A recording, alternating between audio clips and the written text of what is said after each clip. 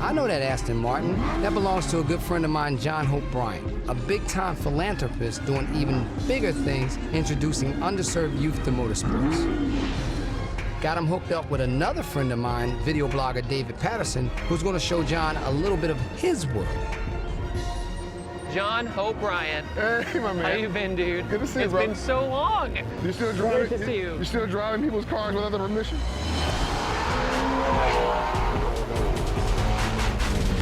We're good. I'm slowing down.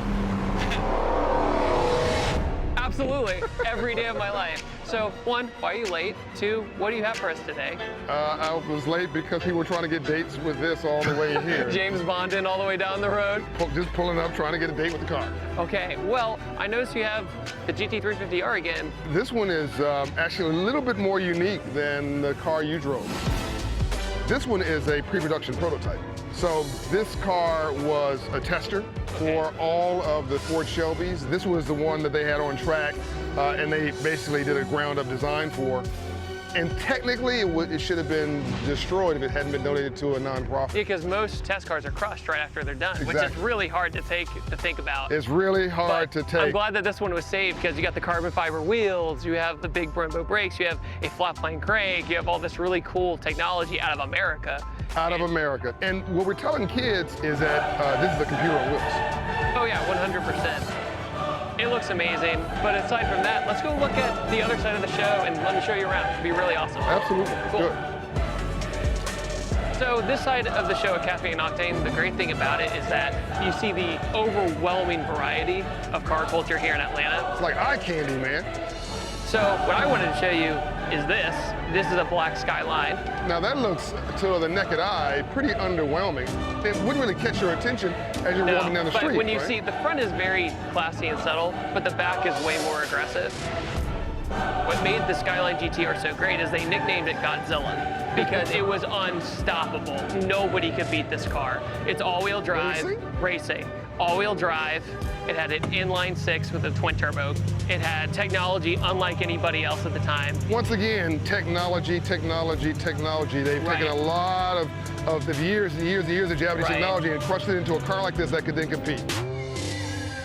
Well, these cars were actually illegal here forever. Oh, Because really? they were only made in Japan, and they were sent to the Caribbean, they're sent to the UK. It was sent in its right-hand drive, if you can't tell. Yeah, so the sales for them in the States have gone through the roof. Wow. You see them everywhere now. This is like the Aston Martin of Japan. I just had a unique American experience. Like, you step 50 yards back behind me where I was in the car club, and it's like being in the United Nations. Every race, every culture, every age group. That's what it's all about, and those young people should be celebrated, and all those cars over there are owned by the people who are building them themselves. That's literally the embodiment of what I'm talking about with BG Motorsports Academy, where we use motorsports as a way to inspire young people.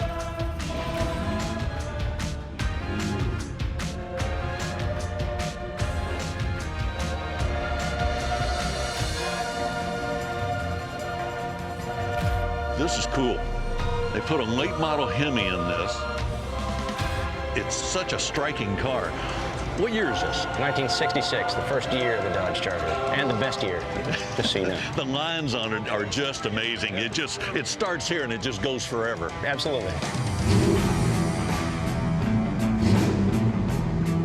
Tell me what you've done here in the engine compartment.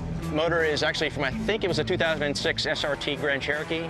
It was on a pallet. Somebody wrecked that and made a nice donor motor for me. Right. Took it out, new mounts. It's actually got a Torque Flight 727 trans. Super. With a gear bender's overdrive, 5 power tours. So you got all the dependability in the world. And it's 22 miles per gallon. Is that right? It's ecologically friendly. Oh, that's wonderful. Everything underneath is brand new because I wanted to be able to drive it a lot, but I wanted it to look like the original kind of car. The interior on these is just super. You have basically 4 bucket seats. Yep. And they fold down this way. The armrest flips forward. That back panel goes down. It's almost 8 feet from the taillights to the seats. So if you're building a deck, an enclosed pickup truck. Well, if you're building a deck or doing a home improvement project, it's a gentleman's sort of touring and useful car. I've had a lot of uncomfortable cars over the years. Haven't we all? This is a comfortable car. I love it.